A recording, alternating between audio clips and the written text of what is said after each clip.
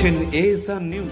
1 জুলাই ডক্টর বিধানচন্দ্র রায়ের জন্ম ও মৃত্যু দিবস উপলক্ষে বহরমপুর রবীন্দ্র সদনে স্বেচ্ছায় রক্তদান শিবিরের আয়োজন করা হয়েছে বহরমপুর সম্মিলিত সাংস্কৃতিক সংস্থার উদ্যোগে। এখানে বিভিন্ন সাংস্কৃতিক সংস্থার কর্মীরা স্বেচ্ছায় রক্তদান করবেন। এছাড়াও এখানে নতুনভাবে এবছরই মরণোত্তর দেহদান ও অঙ্গদানের শিবিরেরও আয়োজন করা হয়েছে। এই সংস্থার কর্মীরা করোনার সময় থেকে এখানে রক্তদান শিবিরের আয়োজন করে চলেছেন। সামাজিক দায়বদ্ধতার কথা মাথায় রেখে জেলা জুড়ে রক্ত সংকট মেটাতেই তাদের এই উদ্যোগ। সংস্থার কর্মীরা ছাড়াও আরও অনেকেই এসেছেন স্বেচ্ছায় রক্তদান করতে। নাট্যকর্মী সোমনাথ সেনগুপ্ত মহাশয়ের কাছ থেকে কিছু কথা শুনে নেব।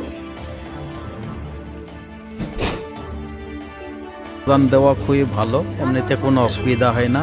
আমি তো বলবো বছরে 2-3 বার দেওয়া উচিত একজনকে।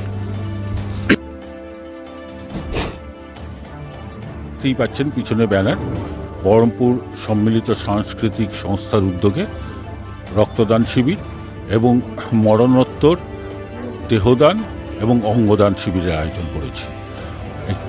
আসলে আমরা করোনার সময় থেকেই এই রক্তদান শিবিরের আয়োজন করে আসছি, কারণ আমাদের প্রত্যেক বছর আমরা জুলাই মাসে রক্তদান শিবিরের আয়োজন করব এবং করে আসছি।